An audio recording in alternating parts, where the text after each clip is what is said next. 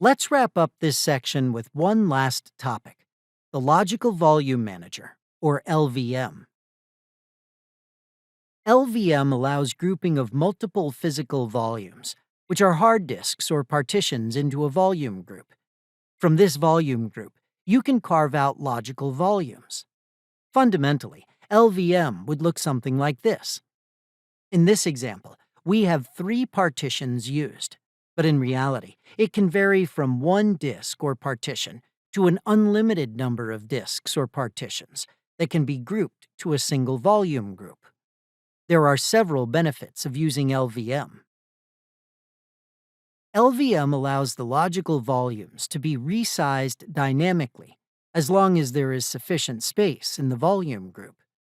On systems such as our laptops, you can have the file systems such as /home/var/tmp created on top of LVM managed volumes. This allows them to be easily resized when needed. To make use of LVM, you need to install the package LVM2. The first step in configuring LVM is to identify free disks or partitions and then create physical volume objects for them. A physical volume object is how LVM identifies a disk or a partition. It is also called a PV. Here we have one unused disk, /dev/SDB. We will create a physical volume using this disk. To do this, we use the pvcreate command with the device path /dev/SDB. Once this is done, we can create a volume group, or a VG, using the vgcreate command. Let's call the group Kailston_VG. A volume group can have one or more physical volumes, but in this case, we are using the physical volume /dev/SDB. To see the details about the physical volume, we run the command pvdisplay. It lists all PVs, their names, the size, and the volume group it is part of. In this case, since we have already created a VG from it, we see the VG name here. To see more details of the VG, we can run the vgdisplay command. We see the name of the VG, the total size, which is the size of all physical volumes part of the volume group, and the amount of disk space used. Now we are ready to create some logical volumes. We can create logical volumes using the lvcreate command. In this example, we are creating a 1 GB volume in the Kailston_VG volume group. The L option stands for linear volume, which is a common type of logical volume. This option enables us to make use of multiple physical volumes, if available, in the volume group to create a single logical volume. To see the logical volume, use the lvdisplay. To list the volumes, we can also use the lvs command. Here we see the volume we created, the volume group it is part of, and the logical size of the volume. Once the volume has been created, you can create a file system on it using the mkfs command. We pass in the name of the logical volume. Note that the logical volume is at the path /dev/Kailston_VG/vol1. Let's create an ext4 file system and then mount it at /mnt/vol1 using the mount command.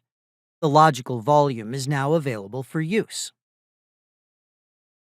Now let's resize the file system on vol1 while it is mounted. To do this, we will first check if there is enough space in the VG. Run the vgs command to list the VGs and their details. Since we only used 1 GB out of the available 20 GB, we are fine here.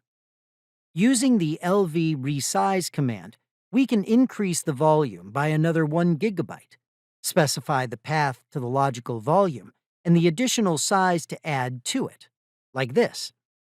However, if you check the size of the df command against /mnt/vol1, you will see that it is still having a capacity of 1 GB. This is because only the logical volume has been resized, not the file system we created on it. To do this, make use of the resize to fs command. Specify the name of the file system as an argument. Once the command is run, the file system created inside the logical volume is resized as well to match the size we specified with the LV create command.